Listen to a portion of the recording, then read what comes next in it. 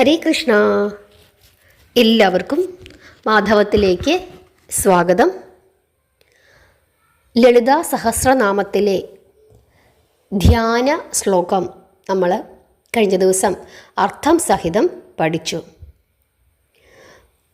ഇനി നമുക്ക് ഭഗവതിയുടെ സഹസ്രനാമത്തിലേക്ക് കടക്കാം. ഓം ശ്രീമാതാ ശ്രീ മഹാരാജ്ഞി ശ്രീമത് സിംഹാസനേശ്വരി ചിദഗ്നികുണ്ഡ സംഭൂത ദേവകാര്യ സമുദ്യുത. അർത്ഥം നമുക്ക് നോക്കാം. ആദ്യത്തെ ശ്ലോകമാണ്. ശ്രീമാതാ മംഗളസ്വരൂപിണിയായ അമ്മയും പ്രപഞ്ചമാകുന്ന മഹാരാജ്യത്തിലെ ചക്രവർത്തിനിയും, ശ്രീ അതായത് ഐശ്വര്യം ചൊരിയുന്ന രാജ ആസനത്തിൻ്റെ നായികയും, ജ്ഞാനമാകുന്ന യാഗകുണ്ഠത്തിൽ പ്രത്യക്ഷമാകുന്ന ശുദ്ധ ബ്രഹ്മവും, ദേവശത്രുക്കളായ അസുരന്മാരെ നിഗ്രഹിക്കുവാൻ വേണ്ടി ഉത്ഭവിച്ചവളും മഹാദേവി തന്നെ. ഇങ്ങനെയാണ് ഈ ശ്ലോകത്തിൻ്റെ അർത്ഥം. ഇവിടെ ശ്രീമാത എന്ന് പറഞ്ഞിരിക്കുന്നു. പ്രപഞ്ചത്തെ തൻ്റെ ഉള്ളിൽ വെച്ച് പൂർണ്ണ രൂപത്തിലാക്കിയ ഐശ്വര്യവതിയായ ജഗത് മാതാവാണ് ആര്? ശ്രീമാത. അങ്ങനെ ഒരർത്ഥം ഉണ്ട്. ശ്രീയുടെ അമ്മ എന്നൊരർത്ഥവും നമുക്ക് വേണമെങ്കിൽ പറയാം. ശ്രീ ആരാണ്? ലക്ഷ്മി ദേവി, മഹാലക്ഷ്മിയുടെ മാതാവ്. ശ്രീക്ക് മറ്റൊരു പേരുണ്ട്, സരസ്വതീ ദേവി. സരസ്വതീ ദേവിയുടെ അമ്മ, അങ്ങനെയും വ്യാഖ്യാനിക്കുന്നുണ്ട്. പിന്നെ പറഞ്ഞിരിക്കുന്നത് ശ്രീ മഹാരാജ്ഞി, മഹാരാജ്ഞിയാണ്. ഈ ബ്രഹ്മാണ്ടത്തെ ഭരിക്കുകയും കാത്തുരക്ഷിക്കുകയും ചെയ്യുന്ന മഹാരാജ്ഞിയാണ് ദേവി എന്ന് പറഞ്ഞിരിക്കുന്നു. ശ്രീമത് സിംഹാസനേശ്വരി, ഐശ്വര്യം ചൊരിയുന്ന രാജപീഠത്തിൻ്റെ അധിപതി, ഐശ്വര്യപൂർണമായ സിംഹത്തെ ഇരിപ്പിടമാക്കിയവൾ, ഹിംസിക്കുന്ന അല്ലെങ്കിൽ സംഹരിക്കുന്ന ദേവി, ശത്രു സംഹാരരൂപിണി, 5 സിംഹാസന മന്ത്രങ്ങളുടെ നടുവിൽ ഈശ്വരിയായി ഇരിക്കുന്നവൾ എന്നൊക്കെ ഈ ശ്രീമത് സിംഹാസനേശ്വരി എന്ന വാക്യത്തിലൂടെ നമുക്ക് കാണാവുന്നതാണ്. ഇങ്ങനെ പല പല വ്യാഖ്യാനങ്ങൾ നമുക്ക് കൊടുക്കാവുന്നതാണ്.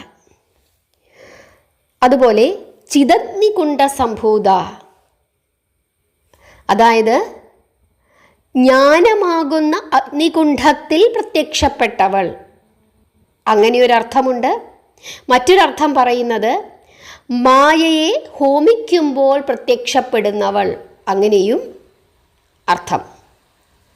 ഇനി ദേവകാര്യ സമുദ്യുത, അതായത് ദേവന്മാരെ അസുരന്മാർ ആക്രമിക്കുമ്പോൾ ദേവന്മാരുടെ പ്രാർത്ഥന പ്രകാരം അസുര സംഹാരം ചെയ്യുന്നവൾ എന്ന് നമുക്കിവിടെ ഈ ശ്ലോകത്തിൻ്റെ അർത്ഥമായി വ്യാഖ്യാനിക്കാം.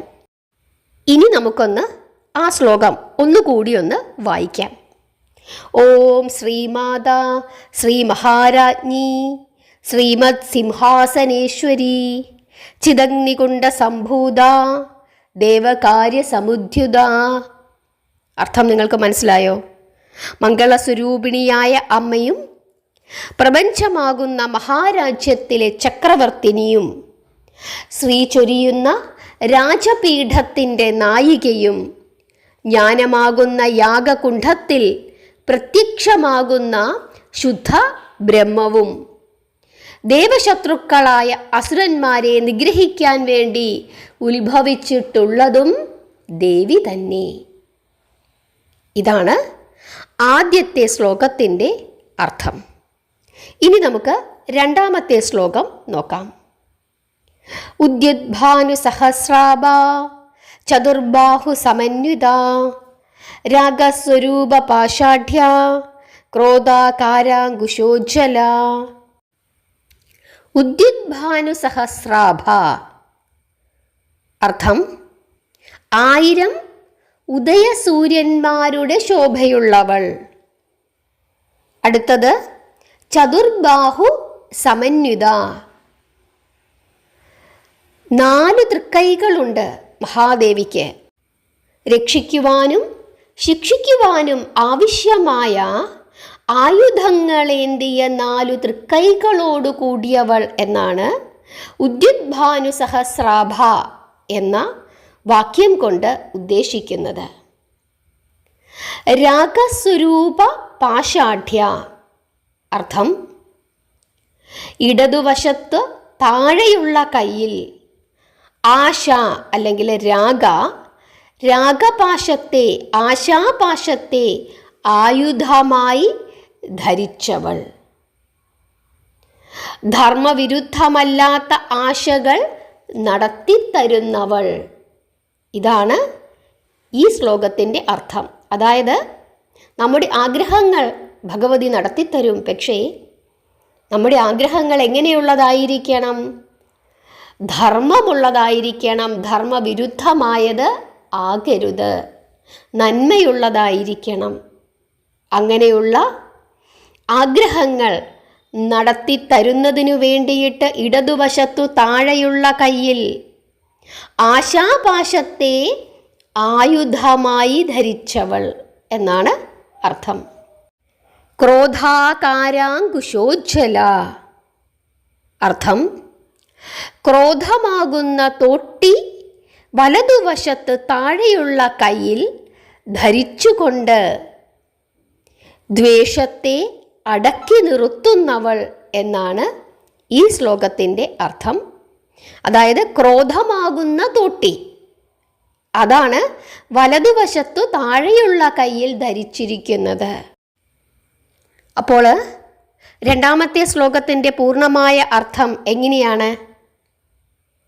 1000കണക്കിന് സൂര്യന്മാർ ഒന്നിച്ചുദിച്ചുയരുന്ന ശോഭയുള്ളവളും രക്ഷിക്കുവാനും ശിക്ഷിക്കുവാനും വേണ്ട ആയുധങ്ങളേന്തിയ 4 തൃക്കൈകളോടു കൂടിയവളും ആശകളാകുന്ന പാശം ആയുധമായി കയ്യിലേന്തിയവളും ദ്വേഷത്തെ തോട്ടി എന്ന ആയുധമാക്കിയവളും ദേവി തന്നെ. ഇതാണ് രണ്ടാമത്തെ ശ്ലോകത്തിൻ്റെ അർത്ഥം. ഇനി നമുക്ക് മൂന്നാമത്തെ ശ്ലോകം നോക്കാം. മനോരൂപേക്ഷു കോദണ്ഡ പഞ്ചതന്മാത്ര സായക നിജാരുണ പ്രഭാപൂര മജ്ജത് ബ്രഹ്മാണ്ഡമണ്ഡല. അർത്ഥം നോക്കാം. മനോരൂപേക്ഷു കോദണ്ഡ അർത്ഥം മനസ്സാകുന്ന കരിമ്പുവില്ല് ഇടതുവശത്ത് മുകളിലെ കയ്യിൽ ധരിച്ചവൾ. അങ്ങനെയുള്ള ചിത്രം നിങ്ങൾ കണ്ടിട്ടുണ്ടാകുമല്ലേ? അപ്പം ദേവിയുടെ കയ്യിൽ എന്തുണ്ട്? ഇടതുവശത്ത് മുകളിലുള്ള കയ്യിൽ എന്തുണ്ട്? കരിമ്പുവില്ലുണ്ട്. ആ കരിമ്പുവില്ല് എന്തിനെ സൂചിപ്പിക്കുന്നു? മനസ്സിനെ സൂചിപ്പിക്കുന്നു. മറ്റൊരർത്ഥം പറയുന്നത് ദുഷ്ടരോട് കരിമ്പിൻ്റെ പുറം പോലെ കടുപ്പമായും ശിഷ്ടരോട് കരിമ്പിൻ്റെ ഉള്ളുപോലെ മധുരമായും പെരുമാറുന്നവൾ എന്നുകൂടി ഈ ശ്ലോകത്തിന് അർത്ഥമുണ്ട്. പഞ്ചതന്മാത്ര സായക പഞ്ചഭൂതങ്ങളെ 5 പൂക്കളാക്കി അവ കൊണ്ടുള്ള ശരങ്ങൾ വലതുവശത്ത് മുകളിലെ കയ്യിൽ ധരിക്കുന്നവൾ. ഇതാണ് ഈ ശ്ലോകത്തിൻ്റെ അർത്ഥം. അടുത്തത് നിജാരുണ പ്രഭാപൂരമജ്ജത് ബ്രഹ്മാണ്ഡമണ്ഡല. അർത്ഥം സ്വതവേയുള്ള ഉദയാരുണ ശോഭയിൽ, അതായത് ദേവിക്ക് സ്വതവേ അങ്ങനെയൊരു ശോഭയുണ്ട്. എന്താണ്? ഉദിച്ചുയരുന്ന സൂര്യൻ്റെ പോലെയുള്ള ശോഭയാണ് ഭഗവതിക്ക്. അങ്ങനെയുള്ള ശോഭയിൽ മുഴുകിയ ബ്രഹ്മാണ്ഡമണ്ഡലത്തോടു കൂടിയവൾ. അതാണ് ഈ ശ്ലോകത്തിൻ്റെ അർത്ഥം. അപ്പം നമുക്ക് പൂർണ്ണമായ അർത്ഥം എങ്ങനെയാണ് എന്ന് നോക്കാം. മനസ്സാകുന്ന കരിമ്പുവില്ല് ധരിച്ചവളും പഞ്ചഭൂത തന്മാത്രകളെ പൂവമ്പുകളാക്കി കയ്യിൽ ഏന്തിയവളും സ്വന്തം അരുണപ്രഭ കൊണ്ട് ബ്രഹ്മാണ്ഡത്തെ മുഴുവനും ശോഭയിൽ മുക്കുന്നവളും മഹാദേവി തന്നെ. ഇതാണ് മൂന്നാമത്തെ ശ്ലോകത്തിൻ്റെ അർത്ഥം. അർത്ഥം നിങ്ങൾക്ക് മനസ്സിലാകുന്നുണ്ടോ? അർത്ഥം മനസ്സിലാക്കിയപ്പോൾ, ഇത്രയും കേട്ടപ്പോൾ നിങ്ങൾക്ക് ഇതത്ര നിസ്സാരമായ ഒരു നാമം അല്ല എന്ന് നിങ്ങൾക്ക് തോന്നിയോ? ഇത്രയും കാലം അർത്ഥമറിയാതെ നമ്മളിങ്ങനെ ജപിച്ചുകൊണ്ടിരുന്നപ്പം ഇത്രയും മഹത്തായ, ഇത്രയും വലിയ അർത്ഥമാണ് ഈ ശ്ലോകങ്ങളിൽ അടങ്ങിയിരിക്കുന്നത് എന്ന് നിങ്ങൾക്ക് അറിവുണ്ടായിരിക്കുകയില്ല. കാരണം അർത്ഥം അറിയില്ലെങ്കിൽ നമുക്ക് അറിഞ്ഞുകൂടാ. നമ്മളിങ്ങനെ ജപിക്കും, കൂട്ടത്തിലും ജപിക്കും. പക്ഷേ അർത്ഥം മനസ്സിലാക്കുമ്പോൾ ഇനി നിങ്ങൾക്ക് ഭക്തി കൂടും, ഭഗവതിയെ മനസ്സിൽ കാണും. വളരെ സീരിയസ് ആയി ലളിതാ സഹസ്രനാമ ജപത്തെ കാണും.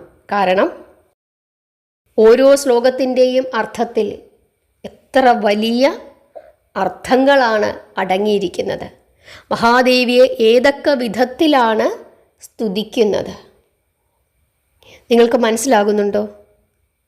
2-3 തവണ കൂടി ഒന്ന് ആവർത്തിച്ച് കേട്ട് നോക്കുക. ഇല്ലെങ്കിൽ നിങ്ങൾ പറയുക, ഞാൻ കുറച്ചും കൂടെ നിങ്ങൾക്ക് മനസ്സിലാകുന്ന രീതിയിൽ കുറച്ചും കൂടെ ഒന്ന് ലളിതമായിട്ട് വീണ്ടും പറഞ്ഞു തരാം. മനസ്സിലായി കാണും എന്നാണ് എൻ്റെ വിശ്വാസം. 2-3 തവണ ഒന്ന് കേട്ട് കഴിഞ്ഞാൽ നിങ്ങൾക്ക് കുറച്ചുകൂടെ മനസ്സിലാവും. ബാക്കി ഭാഗം നമുക്ക് അടുത്ത ദിവസം നോക്കാം. നാമജപം തുടർന്നുകൊണ്ടേയിരിക്കുക. ഭഗവാന്റെ അനുഗ്രഹം നിങ്ങൾക്ക് എല്ലാവർക്കും ഉണ്ടാകട്ടെ. അമ്മ മഹാമായ നിങ്ങളെ എല്ലാവരെയും അനുഗ്രഹിക്കട്ടെ. ഹരേ കൃഷ്ണ.